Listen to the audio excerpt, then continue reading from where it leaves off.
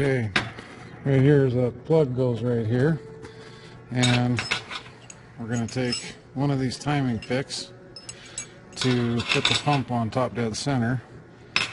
Let's see which one fits. Not that one. Might be this one. So see, it's just basically you could make your own if you needed to. But basically what we're going to do is turn the pump, kind of a booger. If you look down in there, you kind of see there's a cutout there. Really hard to see, but basically my pick tool needs to go into that. Okay, a strap wrench like this is probably the easiest way, and then you don't damage the teeth on your fuel pump gear. Usually what I do is when I take it off, I'll check timing and make sure it's pinned where it's supposed to be. Let's see if we can get this to turn. Oop, yeah, I went too far, so I gotta go back the other way so you can see where I'm turning it. So as I turn it, I essentially need to drop my pin in. So we're gonna go ahead and put it on the engine. We can actually turn this a lot easier once it's on. Okay, we're gonna put the fuel injection pump on.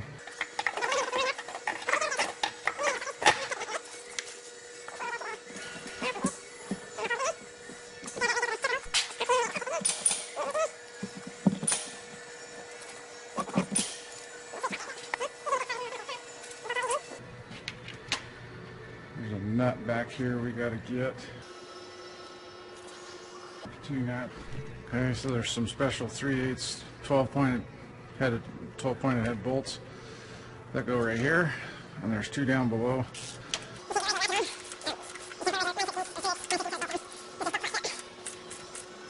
So I get all these started, loosen them up just a little bit. There's two more down here, I'll show you in a minute. And then I'm going to come up here and tighten all of this stuff.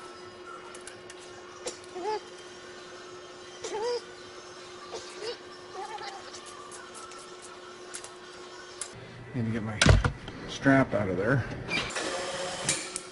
Kind of a trick to get it fed in there. A couple of times I've had to loosen it and finagle it in and out, but that one came out this time. Torque the others. There's some O-rings and stuff back here for where the oil drains back.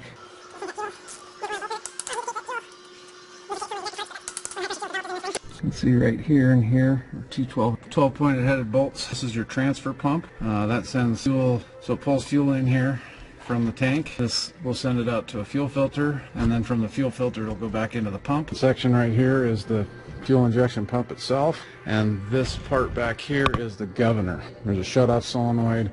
Here's an hour meter on it. So these old ones, this is how they read hours on them. But the governor's kind of finicky. This is the throttle right here. Some of them have mechanical shut-off there. This one's got an electronic shut-off. Okay, this is where the gear train goes. This is the timing advance unit. See how it's geared in there? So there's bolts that go through in here, and once you get it set, you torque those down and it's set. We've got number one on top dead center already. We'll get our bolts started in there. So you can see this is how I said it was easier to turn. I'm turning the injection pump because these bolts go through to the pump itself. So now I'll have to go back and find my top dead center on that one, and that's what I'm turning to find that. It's really hard to see in there with the camera, but this is the pick we need. It'll fit down in that groove in there and lock our pump where it needs to be. This one here, so turn it on the front here.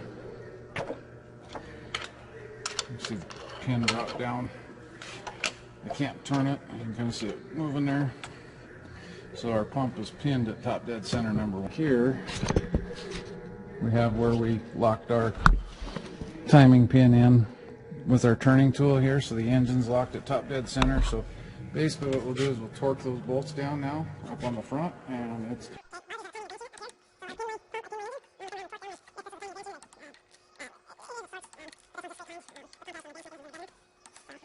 anyway, it's pretty simple to time these mechanical engines like this as long as you have the right tools.